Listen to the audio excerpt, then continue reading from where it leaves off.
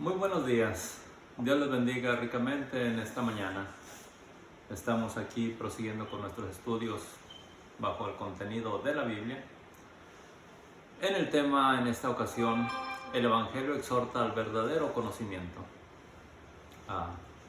Es una enseñanza de nuestro Señor Jesucristo. En la lectura del Evangelio de Mateo, capítulo 16, que es el corresponde a este día, y lo estamos leyendo, procurando extraer pequeñas enseñanzas de hoy. Sabemos y se nos pronostican los tiempos, las lluvias, las temperaturas, los vientos, y con mucho tiempo de anticipación o anterioridad. Lo creemos, lo vemos que así sucede, o pasa, pero lo mismo hacían en el pasado. Con respecto al Redentor prometido por Dios, no se dieron cuenta de su venida, y muchos hoy tienen en poco su retorno que está por suceder, y mucho más cerca está aún el arrebatamiento de la iglesia o de los que le esperan mayormente. Oyeron aquellos el mensaje de su venida o el anuncio de su venida, así como nosotros también lo oímos.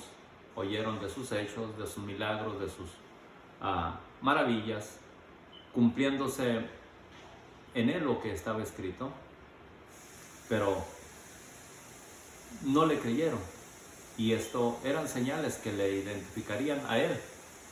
Dios así lo había dicho.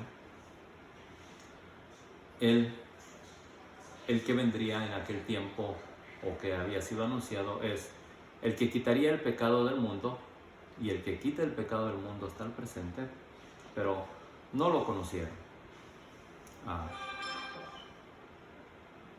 Él es a quien nosotros le debemos obediencia, honra, agradecimiento, adoración, alabanza.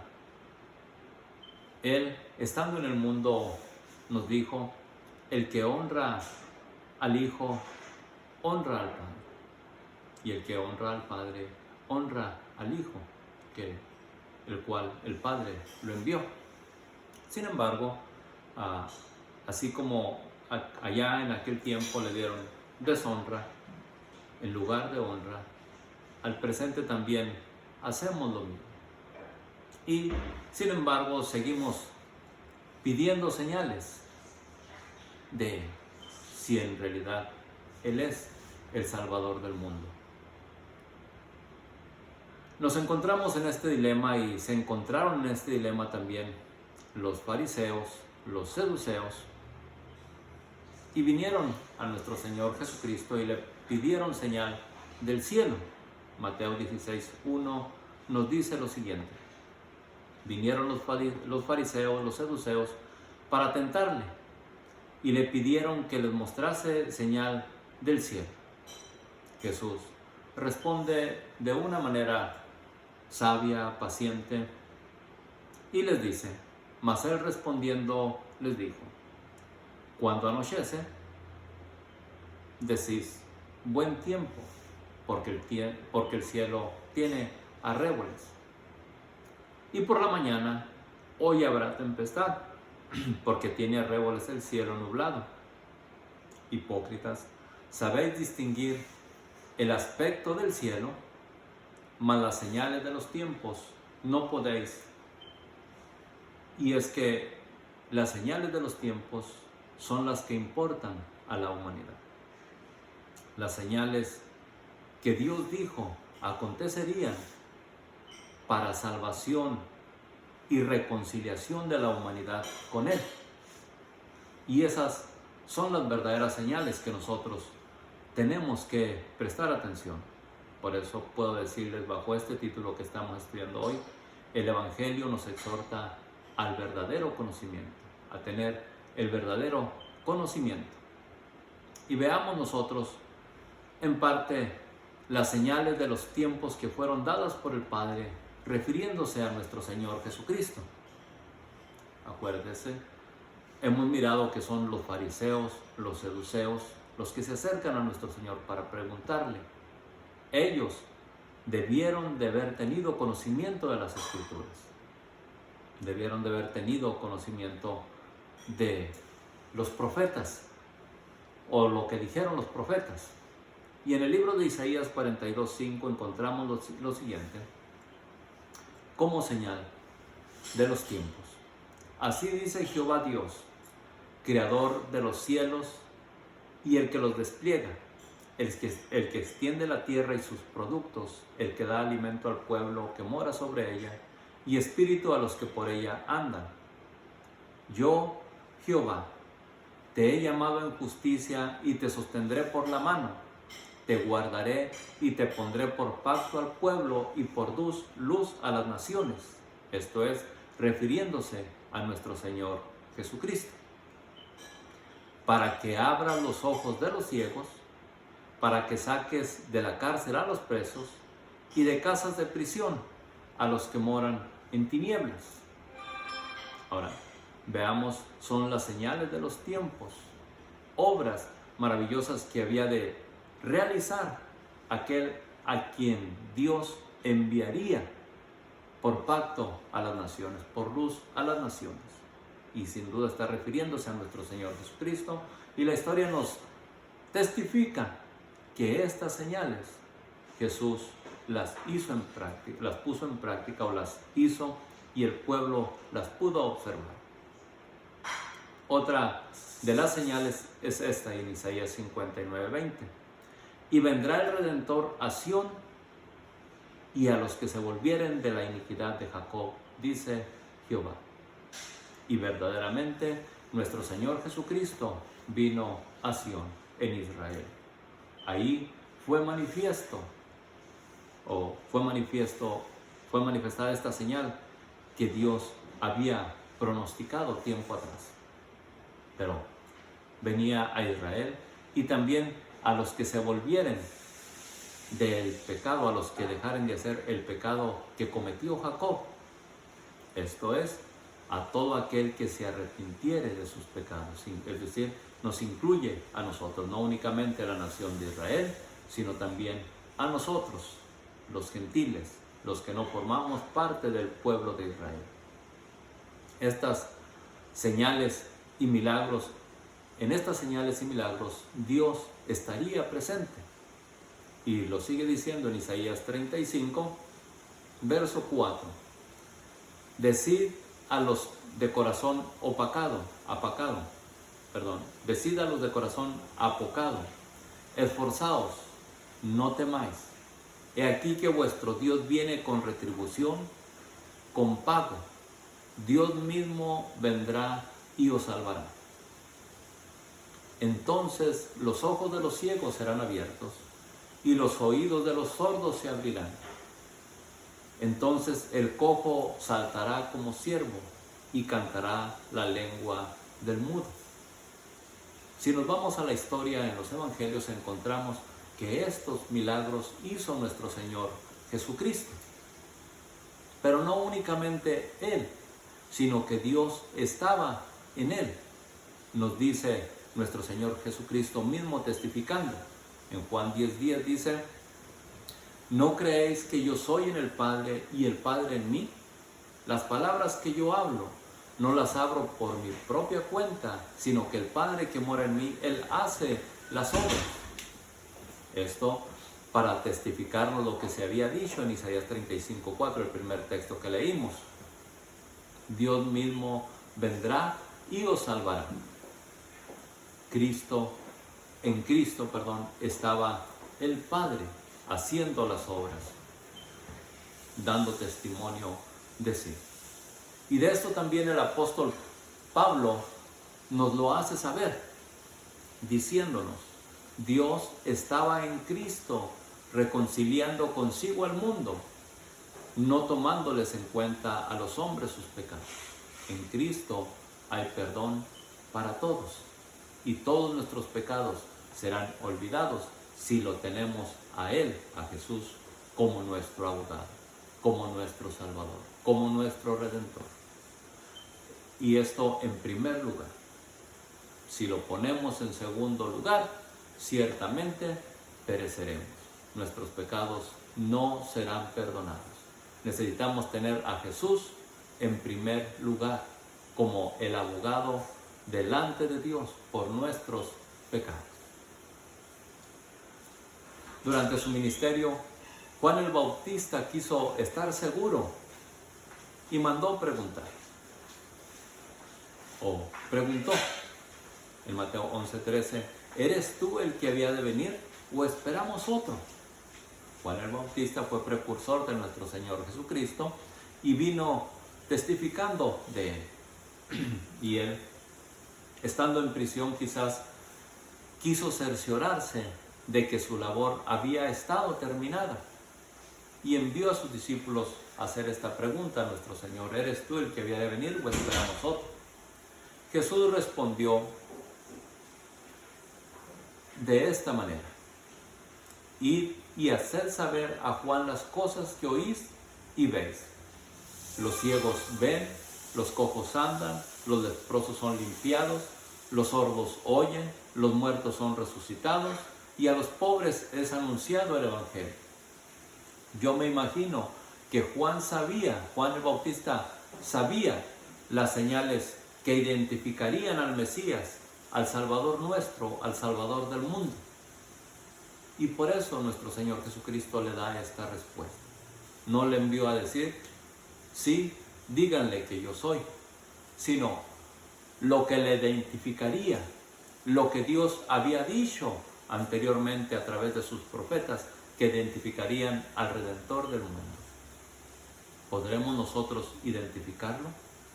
Hablando acerca de los fariseos y de los saduceos, los que piden señal, y a ellos son los que nuestro Señor les da la respuesta. Pero veamos quiénes eran los fariseos.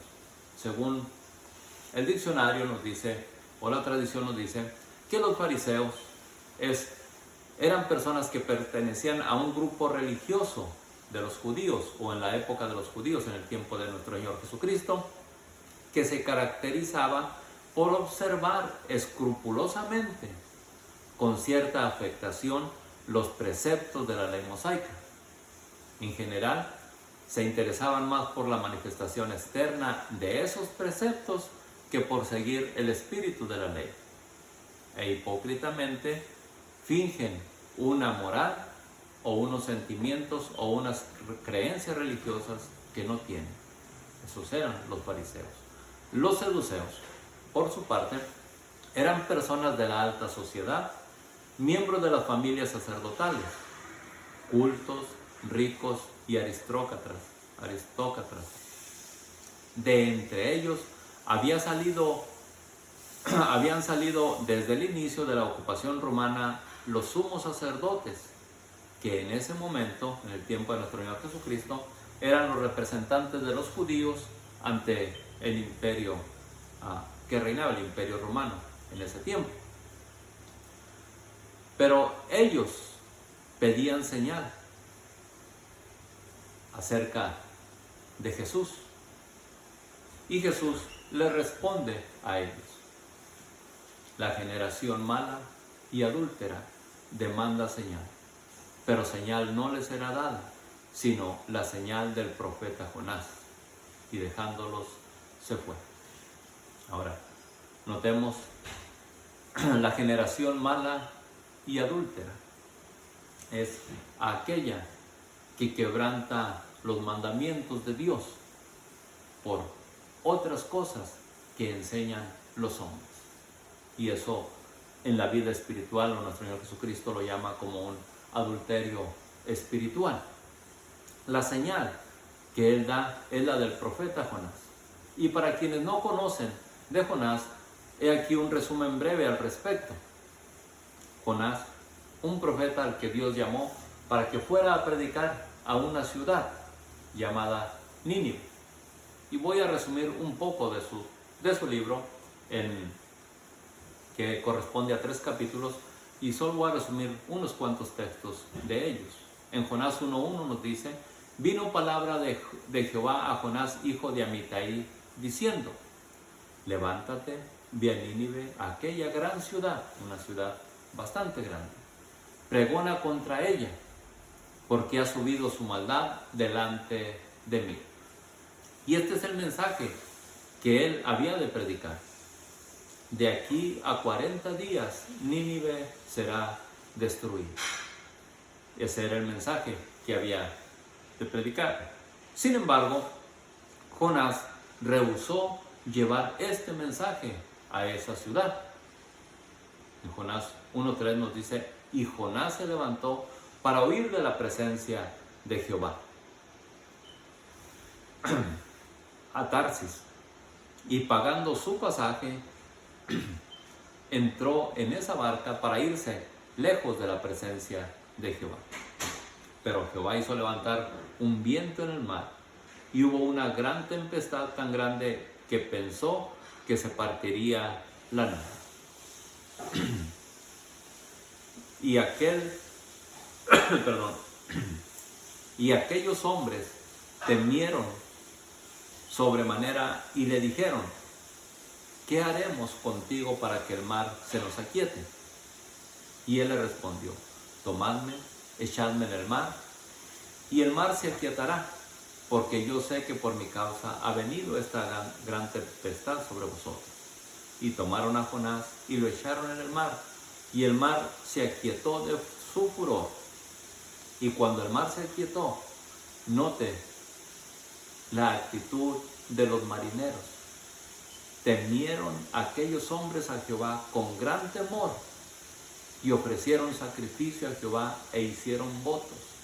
En otras palabras, reconocieron a Dios como todopoderoso.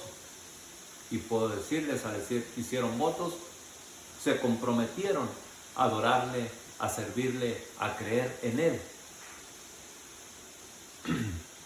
Pero, prosiguiendo con la historia, dice: pero Jehová tenía preparado un gran pez que tragase a Jonás, y estuvo Jonás en el vientre del pez por 3 días y 3 noches.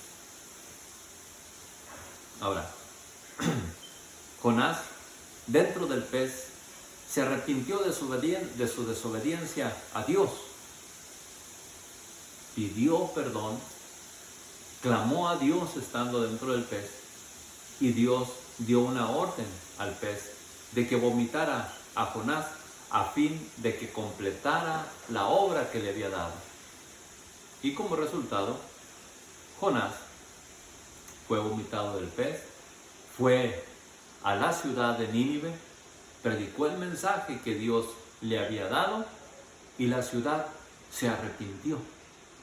Desde el más grande hasta el más chico, desde el rey hasta el siervo, dice la Escritura, se convirtieron en ayuno por orden del rey. Aún a los niños de pecho, a los animales y a todo lo que estaba en la ciudad, puso el rey en ayuno, y que se arrepintieran y pidieron a Dios clemencia. Y Dios no destruyó a esa ciudad como lo había dicho, porque miró el corazón arrepentido del hombre. Y de esta manera el Señor nos dice a nosotros: arrepentíos y convertíos, para que vengan de la presencia del Señor tiempos de refrigerio, tiempos estables. ¿Acudiremos al arrepentimiento?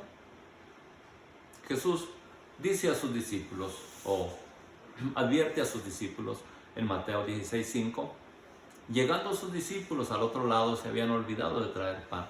Y Jesús les dijo: mirad, guardaos de la levadura de los fariseos y de los saduceos. Ellos pensaban dentro de sí diciendo: esto dice porque no trajimos pan. Y entendiéndolo Jesús les dijo: ¿por qué pensáis dentro de vosotros, hombres de poca fe, que no tenéis pan? ¿No entendéis aún, ni os acordáis de los 5 panes entre 5,000 hombres y cuántas cestas recogisteis? Y estos milagros los miramos en las clases anteriores, o en los capítulos anteriores los leímos. Ni de los 7 panes entre los 4,000 y cuántas canastas recogisteis. ¿Cómo es que no entendéis que no fue por el pan que os dije que no os guardaseis de la levadura de los fariseos y de los saduceos. Fue entonces cuando ellos entendieron que no les había dicho que se guardase de la levadura del pan, sino de la doctrina de los fariseos y de los saduceos. Y de esto hay que guardarnos también nosotros. Hay que guardarnos de las doctrinas, de las tradiciones, pues no conducen a la vida eterna, sino a la condenación perpetua. Hay que tener cuidado. Siguiendo con la lectura de este capítulo 16, Jesús pregunta, ¿y cuál sería su respuesta? Veamos la respuesta de los apóstoles, pues a ellos se dirige esta pregunta. Viniendo Jesús a la región de Cesarea de Filipo, preguntó a sus discípulos diciendo, ¿quién dicen los hombres que es el Hijo del Hombre? Ellos dijeron, Juan el Bautista, otros Elías, otros Jeremías o alguno de los profetas. Él les dijo, ¿y vosotros quién decís que soy yo? ¿Usted qué dice de Cristo? ¿Es su Señor? ¿Es su Salvador? ¿O es uno que murió en la cruz del Calvario por los pecados del pueblo, pero se excluye voluntariamente de la obra que Dios hizo o que Jesús hizo a su favor? Es nuestro Señor, es mi Señor personal, porque en realidad es Señor personal de cada uno que se somete a su voluntad. Así que usted puede decir, es mi Señor o es el Señor, pero sepa que al decir es el Señor, prácticamente se está excluyendo, no reconociéndole como Señor de su vida. Hay que analizar esto. Y él dijo, ¿y vosotros quién decís que soy yo? Pedro respondió como siempre, el primero en responder, o el más atrevido, tú eres el Cristo, el Hijo del Dios viviente. Entonces le respondió Jesús, bienaventurado eres, Simón, hijo de Jonás, porque no te lo reveló carne ni sangre, sino mi Padre que está en los cielos. Así que la respuesta que da Pedro, Dios mismo la puso en el corazón de él. Y yo también te digo que tú eres Pedro, y sobre esta roca edificaré mi iglesia, y las puertas del Hades no prevalecerán contra ella. Ahora, y aquí también surge una desviación doctrinal, en la cual los apóstoles nos la aclaran, para que no haya duda.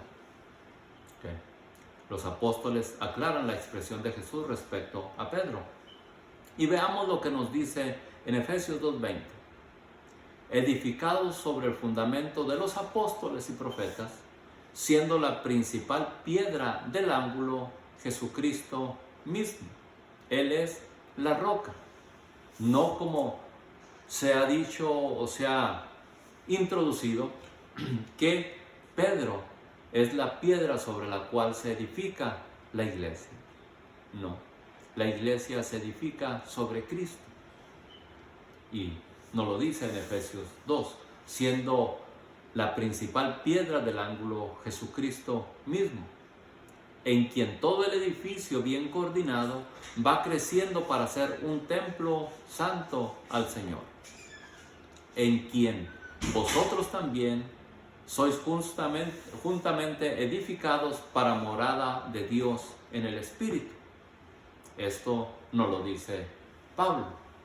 Y Pedro nos dice lo siguiente: acercaos a Él, a Jesús, piedra viva, desechada ciertamente por los hombres, mas para Dios escogida y preciosa.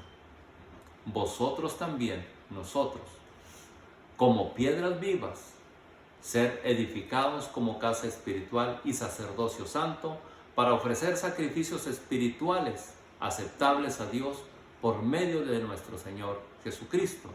Cristo es la prioridad. Por lo cual, también contiene la Escritura: he aquí pongo en Sión la principal piedra del ángulo, que es Cristo, escogida, preciosa, y el que creyere en Él, en Jesucristo, no será avergonzado. Así que Cristo es la piedra principal.